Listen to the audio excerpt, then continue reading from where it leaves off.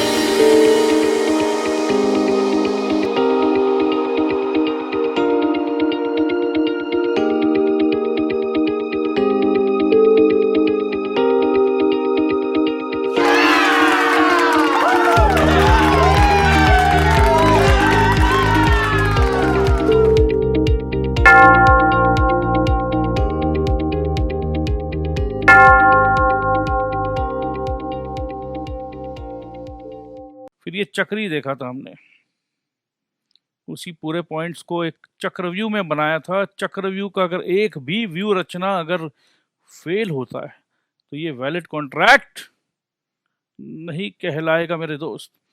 Valid contract. So valid contract के लिए ये सारे के सारे गोल गोल गोल गोल, चलिए, तो ये सब कुछ होना चाहिए इंटैक्ट। एक भी चेन टूटा तो वैलिड कॉन्ट्रैक्ट नहीं हो पाएगा। Offer and acceptance of an agreement पढ़ा हमने एसेंशियल्स में कि ऑफर नहीं हो तो एक्सेप्टेंस कैसे हो। ऑफर होना ज़रूरी है, एक्सेप्टेंस होना ज़रूरी है। अग्रीमेंट जो है आउटकम है ऑफर एंड एक्सेप्टेंस का। फ्री कंसेंट बहुत ज़रूरी है जहाँ मीटिंग ऑफ द माइंड्स हो, और फ्री कंसेंट कभी कभी बर्बाद हो जाता है, विटिएटेड, डिस्ट्रॉयड बाय मिस्टेक। तो मिस्टेक के बारे में हम पढ़ेंगे आगे। और कैपेसिटी ऑफ द पार्टीज, जहाँ पर एज, माइंड, और कभी कभी they are disqualified from contracting, जैसे फॉरेन सॉवरेन्स, कॉन्विक्ट वगैरह जो है। कंसिडरेशन में ये शब्द एक बार देख लो दोस्त, ये शब्द देख लो, समथिंग इन रिटर्न।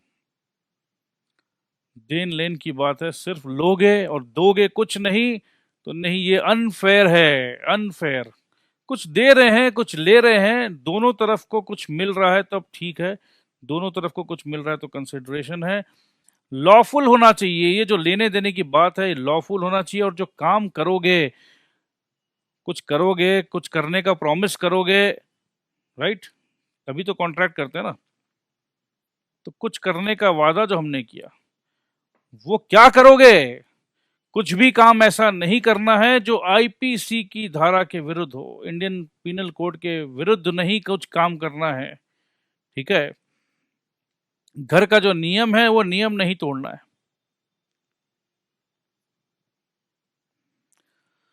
आज लास्ट पॉइंट हम पढ़ेंगे, not expressly declared to be void. Contract करने चल रहे हैं हम, और कुछ ऐसा काम नहीं करना है जो कानून पहले से ही बोल रहा है कि नहीं, ये नहीं करना है। नॉट एक्सप्रेसली, एक्सप्रेस एकदम बोल दिया गया है। कैसा? अगर आप कोई अग्रीमेंट बनाओगे, agreement in restaurant of trade, किसी को ट्रेड करने से रोक रहे हो, मगर इस पे एक्सेप्शंस हैं, हम पढ़ेंगे बाद में। कुछ कुछ सिचुएशंस होते हैं जब हम ट्रेड करने से किसी को रोकते हैं। कब कब रोकते हैं? जब हम किसी को अपना फ्रेंचाइजी दिए हैं, उसमें अग्रीमेंट है कि भाई आप 2.5 किलोमीटर तक मेरा ये काम कर सकते हो। कभी कभी जब हम ब्रांड बेच देते हैं अपना, या किसी और का ब्रांड खरीद लिया हमने, अब मैंने तुम्हारा ये ब्रांड खरीद लिया है, अब वापस तुम अपना ही ब्रांड को, वही नाम यूज कर रहे हो, तो क्या आपको लगता है वो सही है? नहीं नहीं नहीं। कभी कभी ऐसा होता है कि डॉक्टर के अंडर में कोई इंटर्न है, तो बहुत सारी बातें हैं जिसको हम डिटेल में करेंगे, चर्चा करेंगे। अग्रीमेंट कुछ बना लिया इन रेस्ट्रेंट, रेस्ट्रेंट मतलब रोकना है, किसी को ट्रेड करने से रोकना है, तो वैसे तो ये expressly declared to be void, मतलब ये खोखला है, कोई वैल्यू नहीं है। किसी को मैरिज करने से, शादी करने से रोक रहे हो, नहीं नहीं चलेगा। किसी को लीगल प्रोसीडिंग करने से रोक रहे हो, मैं कानून का दरवाजा खटखटाऊंगा, और आप उसे बोल रहे नहीं नहीं मत जाओ, प्लीज मत जाओ। कौन? जैसे अगर आप चोर को पकड़ लिए हो, चोर को किसने पकड़ा? आपने पकड़ा। अब आप चाहते हो उस चोर के खिलाफ मुकदमा चले, क्यों चलना चाहिए? अरे भाई वो चोर है, उसे सजा मिलना चाहिए, as simple as that. But imagine करो, चोर आपको बोलता है अरे भाई एक काम कर, जितना मैंने सामान चोरी किया मैं आपको सब वापस दे देता हूँ, बोलोगे तो कुछ एक्स्ट्रा भी दे देता हूँ, मेरे खिलाफ प्लीज कोई मुकदमा मत चलाओ। अब देखो, अगर आप वापस, दो केस है, जितना आपका सामान चोरी किया था वो उतना वापस दे रहा है, और आप बोलोगे चलो कौन कोर्ट कचहरी के झमेले में जाएगा, मैं तो वापस ले लिया, अब ठीक है भाई, ओके जाओ। आप अपने दिल और दिमाग और जमीर पर एक सवाल उठाइए कि क्या आपने सही काम किया। मेरा नाम है ललन गुप्ता, ललन गुप्ता जी हूं। गुप्ता जी, मैं अपने आप से पूछ रहा हूं, अरे गुप्ता जी ये तूने क्या किया? चोर से अपना सामान ले लिया वापस, खुशी मना रहे हो? अरे भाई गुप्ता, ये चोर अगर तेरे पड़ोस वर्मा के घर जाके अगर चोरी कर ले, तो क्या तुम खुश होगे? क्या इसी दिन के लिए तुमने इस चोर को रिहा कर दिया? जा चोर जा, मुझे तो मेरा सामान मिल गया, अब जा, जहां डकैती करना कर, जहां डाका डालना है डाल। क्या ये समाज का एक अच्छा उदाहरण हमने दिया? नहीं, हमने गलत काम किया। तो कभी भी ऐसा काम नहीं करना है जहां आप चोर को छोड़ दे रहे हो, या चोर के साथ ही अग्रीमेंट कर लिया आपने, लीगल प्रोसीडिंग रोक दिया आपने, गलत है।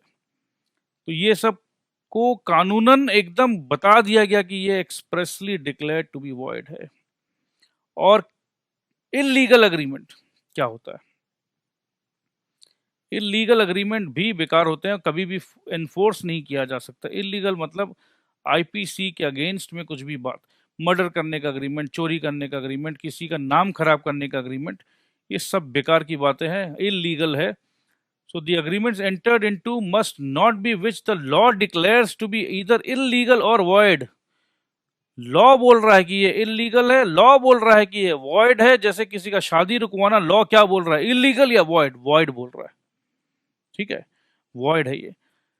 An illegal agreement is an agreement expressly or impliedly prohibited by law. Law बोल रहा है मत करना, एकदम रोक दिया गया। A void agreement is one without any legal effects. तो कोई लीगल इफेक्ट्स नहीं है अगर वॉइड अग्रीमेंट है। अब हम ये एक ऐसे सिचुएशन पर पहुंच गए हैं दोस्त कि कॉन्ट्रैक्ट हम लोग समझ चुके हैं। स्क्रीन पर जो आप देख रहे हो, अब आप देख रहे हो टाइप्स ऑफ कॉन्ट्रैक्ट। सर हमने ऑफर समझा, सर हम एक्सेप्टेंस समझे, सर हमने अग्रीमेंट समझा। अग्रीमेंट जो एनफोर्सेबल बाय लॉ है वो कॉन्ट्रैक्ट होता है सर। यहां तक आप हमें एकदम ले आए हो, और कॉन्ट्रैक्ट के कुछ एसेंशियल एलिमेंट्स होते हैं, एसेंशियल एलिमेंट्स में एक भी कड़ी टूटी तो सुरक्षा लड़ी छूटी। 3 बेसिस पर बताया गया है टाइप्स ऑफ कॉन्ट्रैक्ट। पहला बेसिस बताया वैलिडिटी और एनफोर्सेबिलिटी। वैलिड कॉन्ट्रैक्ट है, बहुत अच्छी बात है जी, हम समझ गए हैं। वॉइड कॉन्ट्रैक्ट, अरे वॉइड तो अभी हमने बताया ना वॉइड क्या है, but sir void contract, contract जिसे हम एनफोर्स कर ही नहीं सकते, खोखला है। वॉइड एबल कॉन्ट्रैक्ट, कॉन्ट्रैक्ट बन तो गया बट किसी एक व्यक्ति के साथ गलत तरीके से बना है, उसके साथ उसका कंसेंट फ्री नहीं था।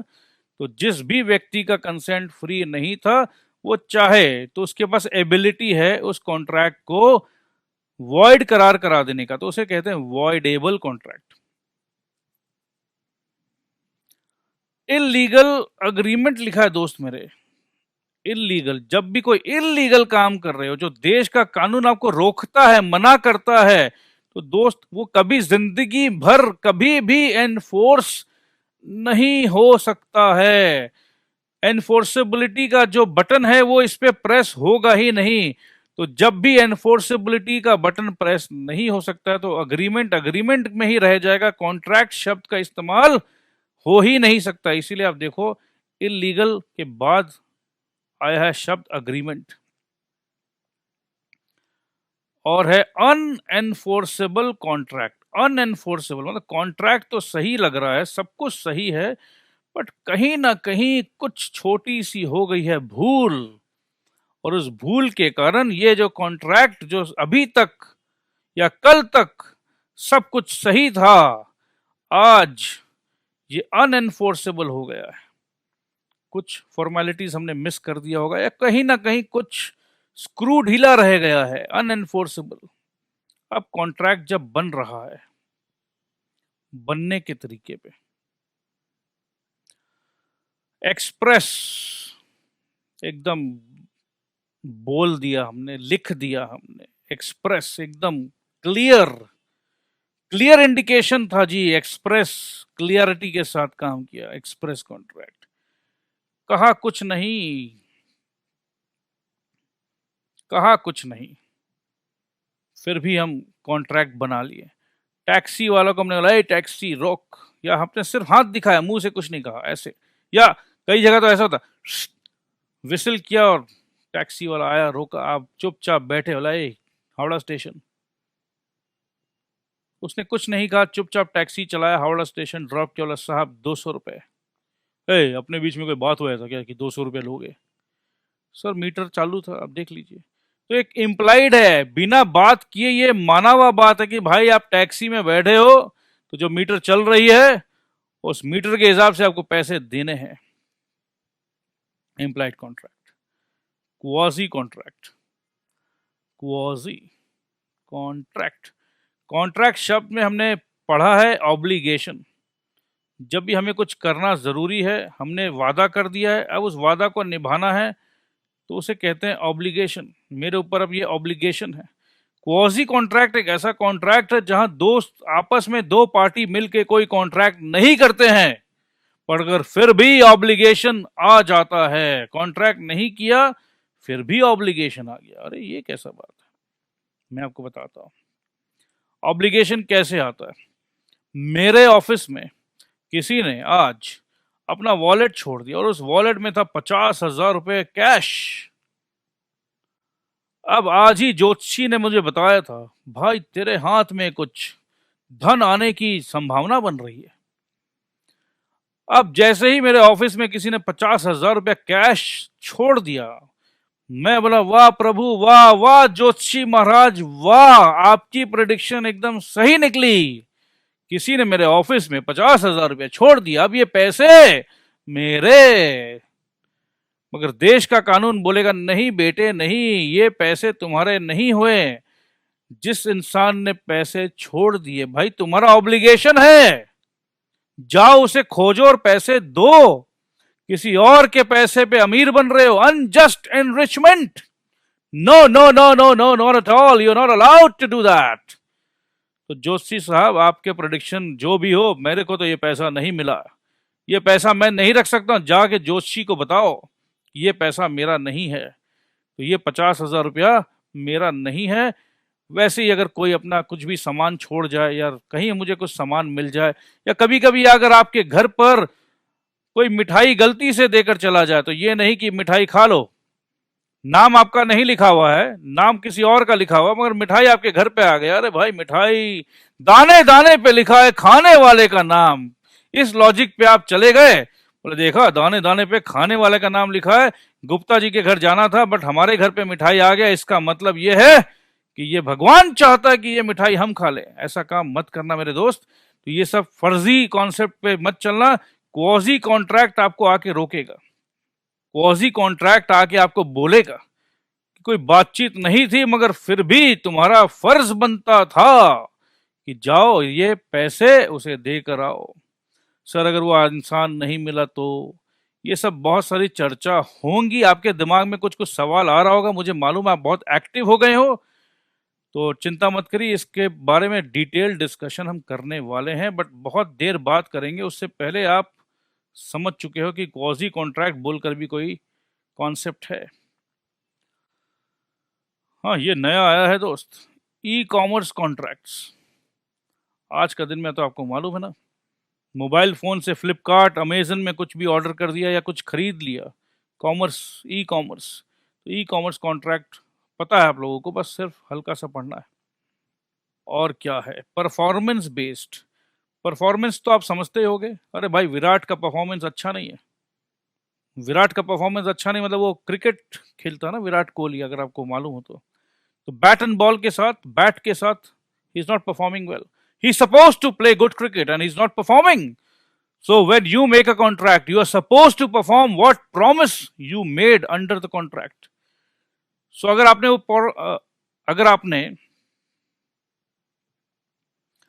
अगर आपने वो प्रॉमिस पूरा कर दिया तो कोई दिक्कत नहीं, प्रॉमिस नहीं किया तो दिक्कत है। बट क्या दिक्कत है, कभी कभी ऐसा होता है कि प्रॉमिस किया नहीं है बट वादा किया है कि करेंगे, ऐसा तो नहीं कि नहीं करेंगे, करेंगे। तो जब हमने पूरा वादा पूरा कर दिया है, उस सिचुएशन पे कहते हैं एग्जीक्यूटेड कॉन्ट्रैक्ट। एग्जीक्यूटेड कॉन्ट्रैक्ट में दो पार्टी, दोनों ने अपना वादा पूरा कर दिया, दोनों ने वादा पूरा किया, कॉन्ट्रैक्ट एग्जीक्यूट हो चुका है, past tense, executed, nothing to worry. Executory, इसका मतलब यह कि कॉन्ट्रैक्ट बन चुका है मगर अभी कुछ ना कुछ परफॉर्मेंस बाकी है, राइट। जैसे कि अगर क्रिकेट का एग्जांपल दें तो अभी इंडिया ने बैटिंग कर लिया है दोस्त, मगर फील्डिंग अभी बाकी है, ठीक है। सो एग्जीक्यूटरी, ये मैच अभी फिनिश नहीं हुआ, ये मैच अभी अंडर प्रोसेस है। एग्जीक्यूटेड मतलब प्रोसेस फिनिश्ड, वर्ल्ड कप जीत लिया भाई इंडिया ने, खत्म। एग्जीक्यूटरी अभी बाकी है, पिक्चर अभी बाकी है मेरे दोस्त, ठीक है। तो इससे आपको मोरलेस एक ओवरव्यू दिया हमने। जब हम एग्जांपल्स करेंगे तो और अच्छे से समझ में आएगा कि यूनिलैटरल क्या है, बायलैटरल क्या है, ठीक है। सो यूनिलैटरल मतलब अगर दो पार्टी है, दो पार्टी में से एक पार्टी ने अपना काम पूरा कर दिया है, ठीक है। मैंने अपना काम पूरा कर दिया है, आपका काम अभी बाकी है, ठीक है। आपने अपना फीस दे दिया है पूरा, एडवांस में हमने फीस ले लिया है, अब मुझे पढ़ाना बाकी है। ये क्लियर है अब आपको? आपने अपना काम कर दिया, मुझे मेरा काम करना बाकी है, यूनिलैटरल, ठीक है। फ्लाइट का टिकट आपने ले लिया, पैसे दे दिए, आपने अपना काम कर दिया है, अब फ्लाइट वाला आपको उड़ा के लेकर जाएगा, उनका काम बाकी है। बायलैटरल, अभी दोनों का काम बाकी है, ठीक है। मैच खेला जाएगा कल, और कल जब खेला जाएगा तो दोनों को अपना काम करना है। तो बायलैटरल तय हो गया है, टिकट्स बट गई है, स्टेडियम बुक हो गया है, एवरीथिंग इज डिसाइडेड, मगर काम बाकी है अभी, और दोनों पार्टी का काम बाकी है। तो इस तरीके से समझ लीजिए, क्रिकेट मेरा पैशन है, तो पैशन में मैंने बहुत कुछ बोल दिया है, बट जिनका भी पैशन क्रिकेट है वो समझ चुके हैं। ओके, अगर यूनिलैटरल बायलैटरल आप समझ चुके हैं। चलो दोस्त, अब आगे बढ़ते हैं। कॉन्सेप्ट समझने के बाद रीड करते हैं। An agreement which is binding and enforceable is a valid contract. It contains all the essential elements of a valid contract. Void contract, a contract which ceases to be enforceable by law. Ceases, ये important है। A contract था, सब कुछ सही था, अचानक ये contract seize मतलब स्टॉप हो गया, सांसें रुक गई इस कॉन्ट्रैक्ट की। अब ये कॉन्ट्रैक्ट लॉ जो है, लॉ इस कॉन्ट्रैक्ट पे इंटरेस्ट नहीं दिखाएगा, लॉ एनफोर्स नहीं कराएगा। अरे भाई ऐसा क्यों? ये अभी तक अच्छा भला था, कॉन्ट्रैक्ट था, अब ये एनफोर्सेबल नहीं हो सकता है। जब भी हम बोलेंगे कि एनफोर्सेबल नहीं हो सकता है, कानून मदद नहीं करेगा, उसे हम कहते हैं void. Mr. X agrees to write a book with a publisher. After few days, X dies in an accident. Here the contract becomes void due to impossibility of the performance of the contract. कहने का मतलब ये है कि court enforce नहीं करेगा, और या उसको रिवर्स भी समझ सकते हैं, कैसे एनफोर्स कराओगे यार? It ceases to be enforceable. जो व्यक्ति मर चुका है, उस मरे हुए व्यक्ति को दोबारा जिंदा करके तो नहीं बोलोगे ना, भाई तूने वादा किया था, मेरा ये बुक लिखे बिना कैसे टपक गए, नहीं बोल सकते आप। ठीक है, सो एनफोर्सेबल नहीं है। कॉन्ट्रैक्ट धरा का धरा रह गया यार। कॉन्ट्रैक्ट था तो भैया कॉन्ट्रैक्ट था तो था, वो तो भैया आप नहीं रहे। ठीक है, तो अब कुछ नहीं हो सकता। दूसरा एक एग्जांपल देखते हैं। A contracts with B, owner of the factory, for supply of 10 tons of sugar. अभी जो हमने एग्जांपल पढ़ा वहां वर्मा जी नहीं रहे, अब यहां क्या है? व्यक्ति नहीं रहा, व्यक्ति। कॉन्ट्रैक्ट था व्यक्ति के साथ, व्यक्ति रहता तो बुक लिखता। कॉन्ट्रैक्ट हो रहा है ओनर के साथ, मगर उसके साथ जुड़ा हुआ है फैक्ट्री। व्यक्ति तो जिंदा है इस केस में, फैक्ट्री मर गया मेरे भाई। देखो contract, a contract with B, owner of the factory, for supply of 10 tons of sugar, but before the supply is affected, fire caught in the factory. Oh my god, मैं बर्बाद हो गया, फैक्ट्री में आग लग गई, एंड एवरीथिंग वाज डिस्ट्रॉयड। सब के सब जल के खाक हो गए। Here the contract becomes void. कैसे एनफोर्स कराओगे? जज साहब फैक्ट्री जल गई है, कहां से शुगर दूं? इतना ही एनफोर्स कराने का इच्छा है तो भैया जज साहब पैसे दीजिए, नया फैक्ट्री खड़ा करता हूं, इस भाई साहब को 10 किलो चीनी जरूर दूंगा। ठीक है, जब फैक्ट्री ही नहीं रही, ये कॉन्ट्रैक्ट जो हुआ था, ठीक है आपने छगन लाल के साथ कॉन्ट्रैक्ट किया था, बट भाई साहब उसका फैक्ट्री तो जल गया। कैसे इंसान हो, जाओ उनको संतावना दो, बट तुम तो अपने चीनी के पीछे पड़ गए। चीनी कम है, चीनी खत्म है, क्योंकि फैक्ट्री खत्म है। It may be added by way of clarification, ये एक इंपॉर्टेंट क्लैरिफिकेशन दिया जा रहा है दोस्त, कि जब कोई चीज वॉइड है, एनफोर्स हो ही नहीं सकता, तो कॉन्ट्रैक्ट शब्द क्यों डाला दिया इसमें? क्यों? जब कॉन्ट्रैक्ट है तो कॉन्ट्रैक्ट में तो बोला था ना कि एनफोर्सेबल है, एनफोर्सेबल बाय लॉ है, तो कॉन्ट्रैक्ट है। कैसी दोनों तरफ की बातें कर रहे हैं? वॉइड कॉन्ट्रैक्ट, जब वॉइड है, एनफोर्सेबल है ही नहीं, तो इसे कॉन्ट्रैक्ट क्यों कह रहे हैं? ये किसी के दिमाग में आया? अभी तक आना चाहिए था ना। आया तो विश्वास करो, एक कैडबरी भेजूंगा मैं। ईमानदारी से मुझे अपना एड्रेस दोगे, एक कैडबरी आपको भेजूंगा मैं। ठीक है, और ये intention to create legal relationship नहीं है। अगर कैडबरी नहीं दिया तो मैं पहले ही बता दे रहा हूं, कोर्ट में मत चले जाना कि सर आपने वादा किया था। ठीक है, so it may be added by clarification here that when a contract is void, It is not a contract at all. But for the purpose of identifying it, it has to be called a void contract. अब हमें पढ़ना है void able, जहां ability मिलती है दोस्त, contract को हम खालिश कर देंगे, खत्म कर देंगे. वॉइडेबल, मेरे पास एबिलिटी है, स्पेशल पावर है, स्पेशल पावर है. एक बात बताओ, अगर इतना ही स्पेशल पावर था तो गलत जब हो रहा था तो कॉन्ट्रैक्ट बनाए क्यों? मैं पढ़ा लिखा व्यक्ति हूं, मुझे कोई टेंशन नहीं है. मेरे साथ गलत हो रहा था, मैं बोला कोई दिक्कत नहीं है, गलत कर ले, गलत करके कहां भागेगा, मेरे पास पावर है. सो कहने का मतलब है दोस्त, नॉलेज इज पावर. ये समझ में आएगा अभी हमें, नॉलेज इज पावर. तो क्या आप रेडी हो? ये नॉलेज रख लो. आपके साथ जितने भी लोग गलत करने का सोचें, फ्री कंसेंट नहीं है, दबाव में हो आप, टेंशन मत लो. आपको ये पता है कि आपके पास स्पेशल पावर है, इंडियन कॉन्ट्रैक्ट एक्ट ने आपको स्पेशल पावर दे रखा है. तो ये पावर को अभी हम जस्ट पढ़ते हैं. एक छोटा सा ब्रेक ले लो यार, ठीक है? ब्रेक लोगे तो मजा आएगा. रेडी रहो, चार्ज अप हो जाओ, फिर आपके पावर के बारे में डिस्कस करते हैं.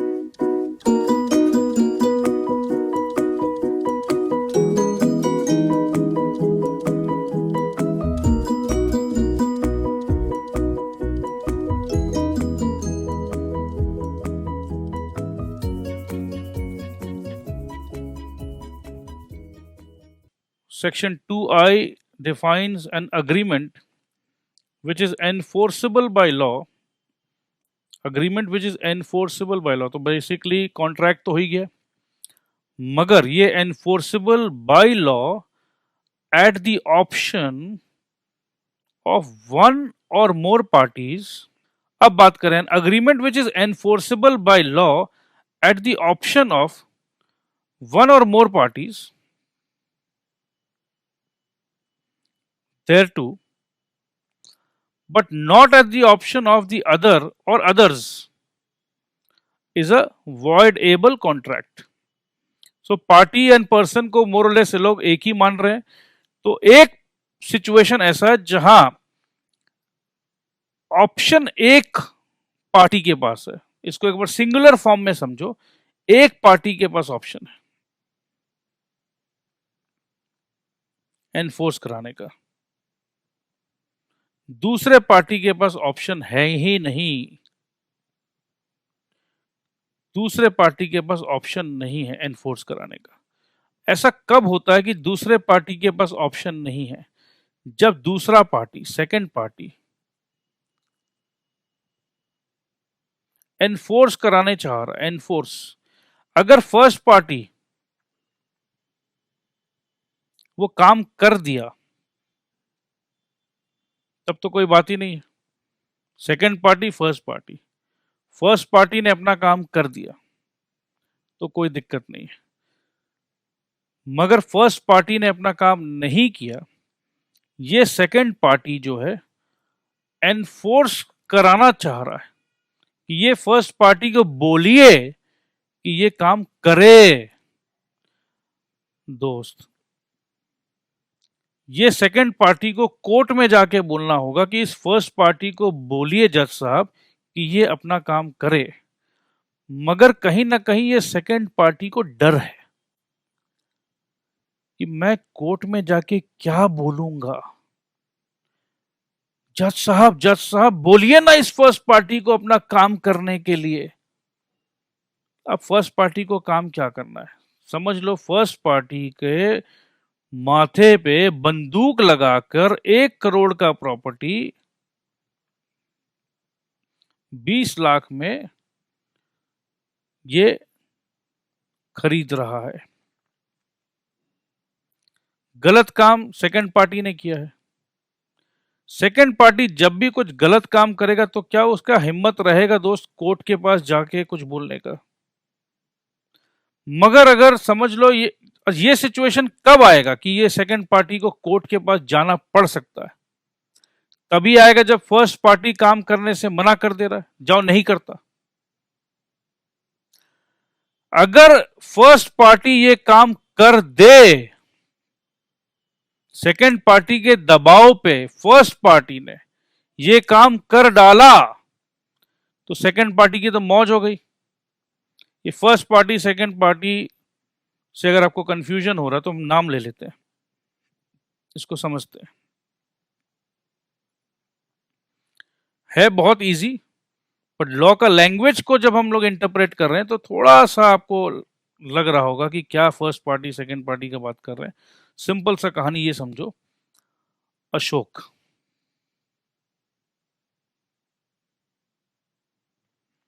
और यहां है जग्गन। जग्गन ने, जो कि क्रिमिनल इंसान टाइप का व्यक्ति है, अशोक के पास गया। अशोक को कहा कि तुम मुझे अपने फैक्ट्री से 2 करोड़ रुपया का ब्रिक्स दो।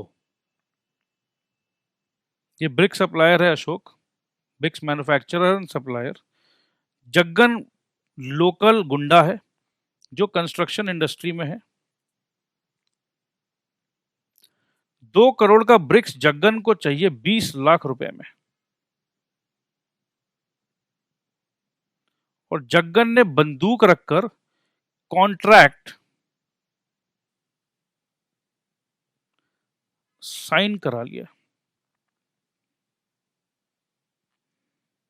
बंदूक रखकर 20 लाख रुपए में अशोक ने मजबूरी में साइन कर दिया कि मैं 2 करोड़ रुपया तक का वैल्यू का ईटा जग्गन तुम्हें सप्लाई करूंगा।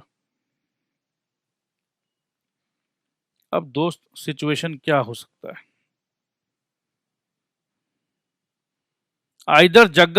आइदर अशोक सप्लाई कर देगा। सप्लाई अगर कर दिया तो अशोक ने अपना कॉन्ट्रैक्ट का ऑब्लिगेशन निभा दिया। अशोक अंदर ही अंदर दुख मनाएगा कि भाई जग्गन ने मुझे लूट लिया। जग्गन खुश होगा कि देखो मैंने बंदूक के ताकत पे अशोक से 2 करोड़ का ईटा ले लिया और सिर्फ 20 लाख रुपए दिए। कॉन्ट्रैक्ट एग्जीक्यूट हो गया। जब कॉन्ट्रैक्ट एग्जीक्यूट हो ही गया है, अशोक ने ईंटें दे ही दिए हैं, जग्गन को मिल गया है, तब तो यार कोई झमेला है ही नहीं। कॉन्ट्रैक्ट तो एग्जीक्यूटेड कॉन्ट्रैक्ट हो गया है। मगर इमेजिन करो, अशोक के अंदर हिम्मत आई। अशोक को धमकी दी गई थी, ये अशोक, अगर मुझे मेरे ईंटें नहीं मिले, ईंट से ईंट बजा दूंगा, मैं तुम्हारे बेटे को भी किडनैप कर सकता हूं। सेंट थॉमस हाई स्कूल में पढ़ता है ना, शाम को 3 बजे छुट्टी होती है ना, अपन को सब मालूम। अशोक भाई साहब घबराए हुए हैं, डरे हुए हैं, मगर फिर भी वो नहीं चाहते हैं कि सप्लाई करें। इस कॉन्ट्रैक्ट को वो अवॉइड करना चाहते हैं। He wants to avoid the contract. Who? Of course, Ashok चाहेंगे अवॉइड करना। क्या जग्गन कभी भी चाहेगा इस कॉन्ट्रैक्ट को अवॉइड करना? जग्गन कभी भी नहीं चाहेगा। कौन चाहेगा? अशोक चाहेगा। अशोक ने जैसे तैसे हिम्मत जुटाई और वो चाह रहा कि इस कॉन्ट्रैक्ट को मैं वॉइड करार कर दूं। बेसिकली वॉइड का मतलब क्या है? वॉइडेबल कर दूं, मतलब मैं जा ये काम नहीं करता, तुम्हें ईंटें नहीं देता, तुमने कॉन्ट्रैक्ट साइन कराया ना, चाहो तो भी नहीं देता मैं। अब जग्गन, क्या आपको लगता है कि कोर्ट में जाएगा कि देखो जज साहब, क्योंकि अशोक के पास एक पावर है कि जज साहब मैं क्या करता, इसने बंदूक मेरे माथे पे बंदूक रख दी, जज साहब मैं क्या करता। बंदूक रखकर उसने जोर जबरदस्ती करके, मेरा कंसेंट, मेरा यस फ्री कंसेंट नहीं था जज साहब। तो जग्गन तो कोर्ट में जाएगा नहीं, मगर अशोक चाहे तो जा सकता है। अशोक जाके जज को बोलेगा जग्गन क्यों नहीं जाएगा? क्योंकि अगर जग्गन कोर्ट में चला भी जाता है तो उसे मालूम है कि अशोक का रिप्लाई क्या बन सकता है जज के सामने, और अशोक का रिप्लाई सुनकर, क्योंकि बंदूक रखकर कॉन्ट्रैक्ट साइन कराना इंडियन पीनल कोड के अगेंस्ट का काम हुआ है दोस्त, गलत काम हुआ है, आईपीसी के अगेंस्ट वाला काम हुआ है। तो कोर्ट बोलेगा अशोक, बेटे अशोक चिंता मत करो, तुम तो इस कॉन्ट्रैक्ट से फ्री हो गए हो। And the court advises the state to conduct an inquiry and start a case against Mr. Jaggan under IPC so and so। तो ये है दोस्त। तो एक इंसान, एक पार्टी या one or more parties, Ashok के साथ समझ लो पार्टनरशिप बिजनेस था, तो अशोक के जो पार्टनर्स है one or more parties, they have the option to get this contract totally avoided. तो ये वॉइडेबल बन जाएगा, मगर अगर डर के काम कर दिया तब तो कर ही दिया। An agreement which is enforceable by law, ये अग्रीमेंट एनफोर्सेबल बाय लॉ है at the option of one or more parties, but not at the option of the other or others.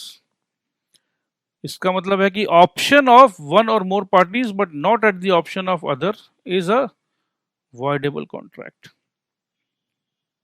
एक पार्टी के पास पावर है कि इस contract को हम टोटली अवॉइड कर देंगे, दूसरे पार्टी के पास वो पावर नहीं है।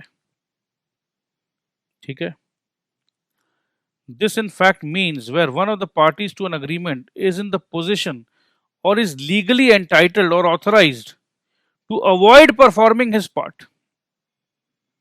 Legally entitled or authorised to avoid performing his part. Legally entitlement है आपको, आपने कॉन्ट्रैक्ट कर भी लिया तो लीगल, देश का कानून कह रहा है आपके साथ गलत हुआ, आईपीसी का वायलेशन हुआ है, इंडियन पीनल कोड का वायलेशन हुआ, बंदूक लगा के काम किया गया, गलत काम हुआ आपके साथ, तो आप लीगली एंटाइटल्ड हो, चिंता मत करो, आप अपना परफॉर्मेंस जो है नहीं करोगे, आप 2 करोड़ का ईटा आपको सप्लाई नहीं करना है। Then the agreement is treated and becomes voidable. Such a right might arise from the fact that the contract may have been brought about by one of the parties। इसका मतलब यह है कि contract one of the parties कैसे आया है? By coercion.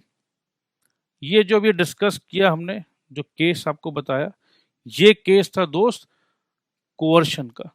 और भी केसेस हम पढ़ेंगे इसमें, अनड्यू इन्फ्लुएंस, अनड्यू इन्फ्लुएंस को भी समझाएंगे, फ्रॉड हो गया, मिसरिप्रेजेंटेशन हुआ, and hence the other party has the right to treat it as voidable contract. Void मतलब जो खोखला है, जो गलत है, जो होना ही नहीं चाहिए था। वॉइड एबल मतलब जो कॉन्ट्रैक्ट बन गया है, गलत तरीके से बन गया है, अब मैं उसे वॉइड करार करा दूंगा। दोस्त बहुत इंपॉर्टेंट बात बताई जा रही है। वॉइड कॉन्ट्रैक्ट मतलब जब बना था कॉन्ट्रैक्ट, जैसे हमने एग्जाम्पल लिया था, मैं पब्लिशर को बोला था कि मैं किताब लिखूंगा, इस समय तक तो सब कुछ सही था, अब जब मैं रहा ही नहीं तो सुपरवीनिंग इम्पॉसिबिलिटी आ गई, मैं नहीं हूं, I am no more, I am dead. I am in another world, far from this stupid world, enjoying in another world। उस वर्ल्ड में कोई किताब लिखना नहीं। पब्लिशर तू आ सकता तो आ मेरे पास, पहुंच सकता है तो पहुंच, उसे तुम्हें मरना पड़ेगा पब्लिशर। तो अब ये इम्पॉसिबल हो गया, पब्लिशर इम्पॉसिबल, सुपरवीनिंग इम्पॉसिबल हो गया, फैक्ट्री में आग लग गई इम्पॉसिबल। कभी कभी ऐसा भी होता है, जब अग्रीमेंट बना था उस समय सब कुछ सही था, बाद में इल्लीगल हो गया, इल्लीगल हो गया।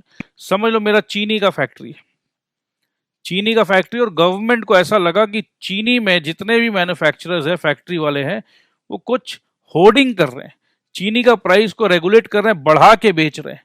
और गवर्नमेंट ने कहा अभी से लेके 3 महीने तक जितने भी कॉन्ट्रैक्ट है चीनी खरीदने और बेचने के सब रद्द।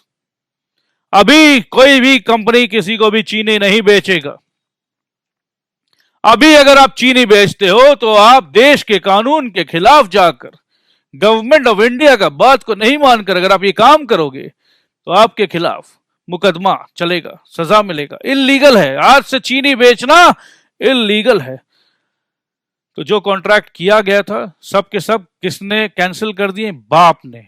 कौन है बाप? गवर्नमेंट। जैसे पिताजी ने अगर कुछ कहा कि नहीं अब नहीं चलेगा, तो बच्चे अब तुम लोग जो भी आपस में तय किए तो मैं बाप हूं तुम्हारा, मैंने कह दिया है, नहीं तो मतलब नहीं। तो जब तक बच्चों ने डिसाइड किया था सब ठीक था, मगर बाद में बाप बिग बॉस जो बोलेगा वही करना पड़ेगा। तो गवर्नमेंट बिग बॉस है, लॉ गवर्नमेंट के हाथ में है।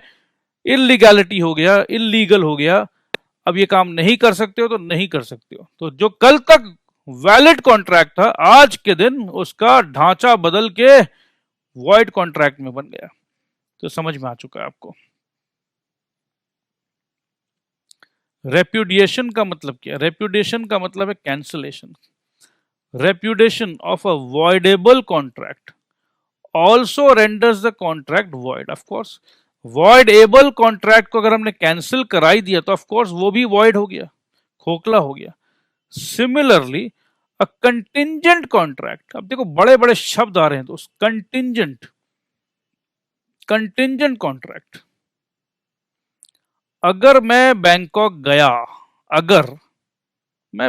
गया तो भाई तेरे लिए मैं ये ला दूंगा, ये कॉन्ट्रैक्ट है मेरे तेरे बीच में। अगर मैं गया और अगर मैं नहीं गया, कंटिंजेंट मतलब अगर एंड मगर, ठीक है। अब मैं बैंकॉक गया ही नहीं क्योंकि मैं तो मर गया, अब मैं बैंकॉक जा ही नहीं सकता हूं। तो जो कंटिंजेंट कॉन्ट्रैक्ट था, अगर मैं जाता तो ये करता, अब मैं जाऊंगा ही नहीं, तो बात खत्म। तो similarly contingent contract might become void when the occurrence of the event, अगर मैं जाता, एक अकर होता है, ये इवेंट अकर होता है कि now I am in Bangkok, मैं हूं नहीं, occurrence of the event on which it is contingent becomes impossible. अब सिचुएशन जिस बेस पर हमने कॉन्ट्रैक्ट बनाया था वही बेस ही अब नहीं रहा, तो ऑफ कोर्स ये कॉन्ट्रैक्ट का क्या वैल्यू, ठीक है। सिमिलरली अ कंटिंजेंट कॉन्ट्रैक्ट बिकम्स वॉइड।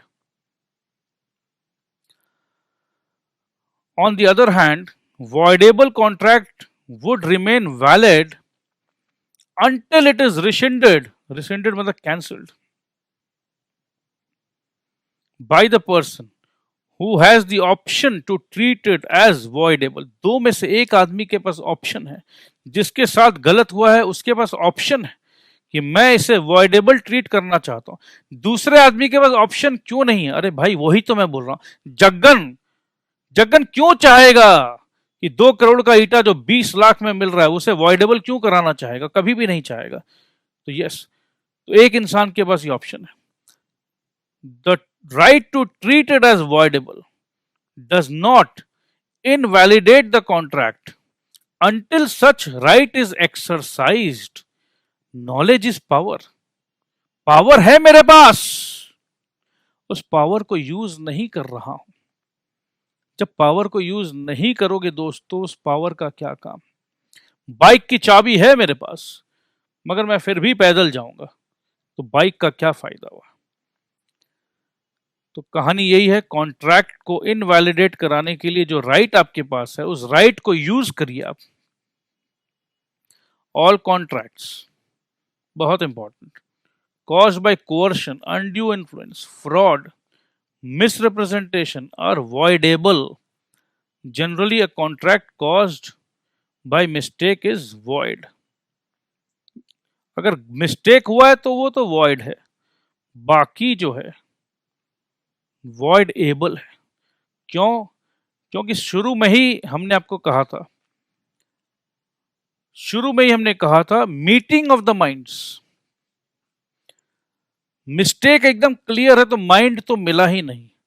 और coercion, undue influence, fraud, misrepresentation, ये सब में क्या है, जोर जबरदस्ती दिमाग को बताया जा रहा है कि मिल गया है, बट बाद में जब मैं बोलूंगा नहीं मेरा दिमाग नहीं मिला, मैं यस दिल से नहीं कहा, जबरदस्ती कहा, तो मेरे पास ये ऑप्शन है कि मैं इस कॉन्ट्रैक्ट से फ्री हो सकता हूं। As rights of the parties, एक कॉन्ट्रैक्ट में राइट होता है, जब भी कॉन्ट्रैक्ट होता है तो दोनों पार्टी को कुछ राइट्स मिलते हैं। अब डिस्कस करते हैं वॉइड एंड वॉइडेबल में दोनों पार्टियों के पास क्या राइट्स रहता है। As regard to the rights of the parties, in the case of a void contract there is no legal remedy, कोई लीगल रेमेडी नहीं। रे भाई अब तो वॉइड है, जाओ यार, क्या लीगल, जो मर चुका है यार, अब क्या, उसकी जान तो जा चुकी है, अब क्या और क्या लोगे। For the parties of the contract cannot be performed in, for the parties, no legal remedy for the parties, as the contract cannot be performed in any way, कोई भी तरीके से कॉन्ट्रैक्ट परफॉर्म नहीं हो सकता। मगर इन the case of void able contract, the aggrieved party, जिसके साथ गलत हुआ, किसके साथ गलत हुआ उस ईटा वाला एग्जांपल में, हमारे भाई अशोक के साथ, has the right to rescind it, cancel it within a reasonable time। ये बहुत इंपॉर्टेंट है, देखिए, if it is so rescinded it becomes void, if it is not rescinded, cancel नहीं करा रहे हो, तो it is a valid contract. अब मैं चाहता हूं कि ये 1 2 3 4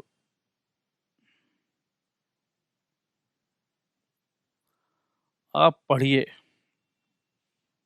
समझा दिया मैंने आपको अच्छे से, और आपको कोई दिक्कत नहीं आने वाली। तो ये मैं आपको सेल्फ स्टडी मोड में छोड़ देता हूं दोस्त,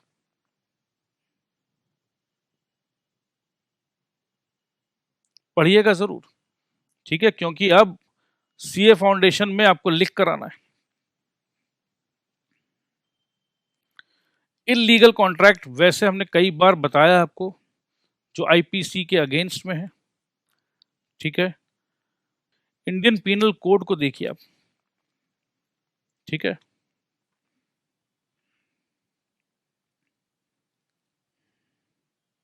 जहां मुझे रोकना है मैं रोकूंगा, चिंता मत करिए।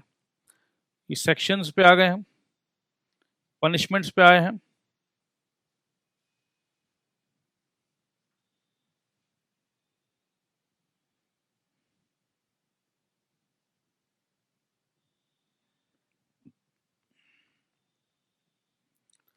प्राइवेट डिफेंस के कुछ राइट है, क्रिमिनल कॉन्स्पिरेसी, ये देखिए एकदम अलग अलग, ये सब कितने सेक्शंस लगते हैं। अगर आप कुछ स्टेट के खिलाफ, देश के खिलाफ कुछ कर रहे हो, ये सब सब आईपीसी के अगेंस्ट में। Waging war against any Asiatic power in alliance with government of India, aiding, escaping of, rescuing or harbouring such a prisoner, collecting arms etc with the intention of waging war against government of India, conspiracy to commit offences punishable by section 121। Army के खिलाफ अगर आप कुछ कर रहे हो, देश के आर्मी के खिलाफ, abetting mutiny or attempting to seduce a soldier, sailor, airman from his duty, ये सारे के सारे इलीगल, अगर आप ये सब कुछ भी काम कर रहे हो इंडियन पीनल कोड के अगेंस्ट में जाके कर रहे हो, तो एकदम इलीगल काम है। ये हम आपको हमारे एलएमएस में इसका लिंक मिल जाएगा, आप आराम से फुर्सत में देखिएगा, ये सब देखना चाहिए जब आप लॉ पढ़ रहे हो। पब्लिक ट्रैंक्विलिटी, पब्लिक ट्रैंक्विलिटी मतलब क्या, पब्लिक में जो शांति बना रहना चाहिए। अगर आप अनलॉफुल असेंबली कर रहे हो, असेंबली सेक्शन 141 आईपीसी के तहत आपके ऊपर मुकदमा चल सकता है। Unlawful assembly, being member of unlawful assembly section 142, punishment, joining unlawful assembly armed with deadly weapon, joining or containing an unlawful assembly knowing it has been commanded to disperse, right कर रहे हो, पनिशमेंट फॉर राइटिंग, ये सब अलग अलग section में लिखा हुआ है, राइटिंग का पनिशमेंट क्या है, तो ये सब आप देख सकते हो।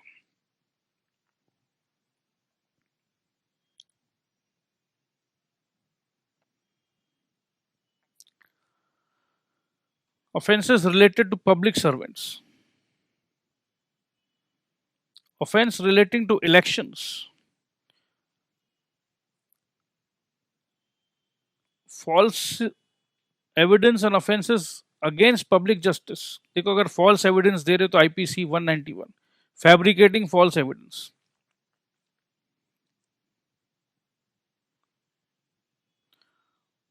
Fraudulently claimed to property to prevent its seizure as forfeited or in execution. Fraudulently suffering decree for sum not due. आपका पैसा नहीं है फिर भी आप फॉल्स कोर्ट में जा रहे हो। False charge of offence made with intent to injure. कितना कुछ है, ये सब इलीगल है मेरे दोस्त। Coins and coin related, weights and measurement related. अगर वेट्स एंड मेजरमेंट में भी कुछ गड़बड़ कर रहे हो, fraudulent use of false instrument for weighing. आइए 420 हम लोग बहुत सुनते हैं ना, ये देखो मर्डर का बात हो रहा है, कल्पेबल होमिसाइड, मर्डर सेक्शन 300 में आता है, आईपीसी सेक्शन 300। 420 आपका फेवरेट, आइए लेके चलते हैं। ये देख लीजिए section 375 rape, section 376 D gang rape,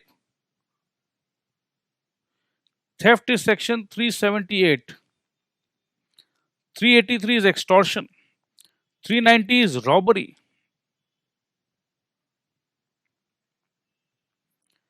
415 से देखिए cheating, cheating by personation, punishment for cheating, cheating and dishonestly inducing delivery of property. 420 हम लोग सुनते ना, तो 420 है, फ्रॉड है। सो इस तरीके से देखो दोस्त, इतने सारे सेक्शंस है। Forgery 463, forge document. सो कहने का मतलब है अगर कोई भी आप काम, ये सब कुछ भी कर रहे हो, इतने सेक्शंस में से आप कुछ भी कर रहे हो, तो ये इलीगल है। इलीगल को समझ चुके हो आप। इलीगल बातें को कोर्ट कभी भी वैल्यू नहीं देगा।